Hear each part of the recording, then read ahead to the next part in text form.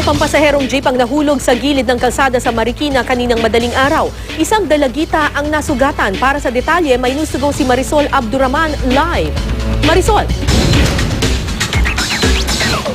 Kara, tama ka dyan. Sugatan nga isang dalagita na ayon mismo sa mga nakasaksi ay nakasakay daw sa ibabaw ng jeep nang bumagsak nga ang jeep na kanilang sinasakyan kasamang kanyang ama na siyang nagmamaneho.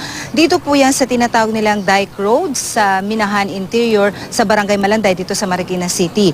Bandang alas 4 kara ng mangyaring insidente at hanggang sa mga oras na ito, gaya nga ng nakikita nyo ngayon, nandito pa rin po yung bumagsak na jeep kung saan nahagip nga niyang isang bahay.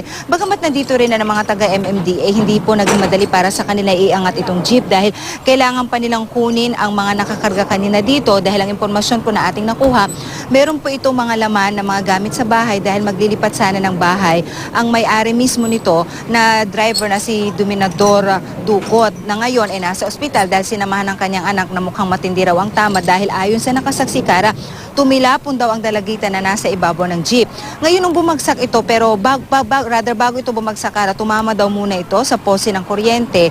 Kaya dito sa bandang una ng bahay, kasi kung nagkataon, Kara, hindi lang sana yung bandang harapan. Itong bahay na ito, itong nakikita nyo yung binagsakan mismo nitong jeep, kung hindi raw ito bumagsak muna doon or unang sumalpok sa pose, malamang nahagip po niya dahil merong kwarto dito kung saan natutulog po ang ina at kapatid ng may bahay.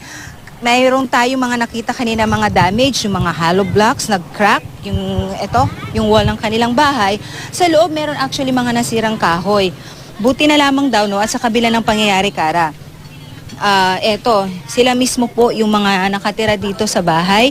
Ito yung natuturog kaninang alas 4 na madaling araw na sa sobrang lakas nga raw ayon sa mga nakatira dito. Akala daw nila nung una, yung napakalakas na dagundong ay isa na raw pagsabog. Ang iba namang mga kapitbahay nila, inakala raw na ito raw ay isang lindol na talagang napakalakas. Napabalikwas daw sila lahat dahil mga oras na yun, Kara, talagang nasa kasarapan ng tulog nila nung mangyari nga ang insidente.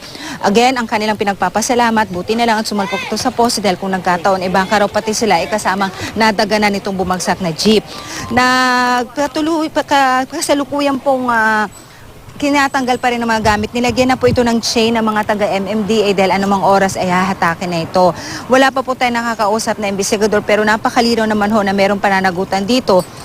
Itong driver ng jeep na ayon mismo sa may-ari ng bahay na kanyang nakausap, mukhang wala daw sa wisyo yung driver. Nung tinanong nga daw niya kung anong nangyari, wala daw malay, hindi raw niya namalayan kung anong nangyari. Basta pagising na lang daw niya, naririnig niya ang kanyang anak na sumisigaw at umiiyak. At yun nga, ito nang nangyari sa kanilang jeep. Kara?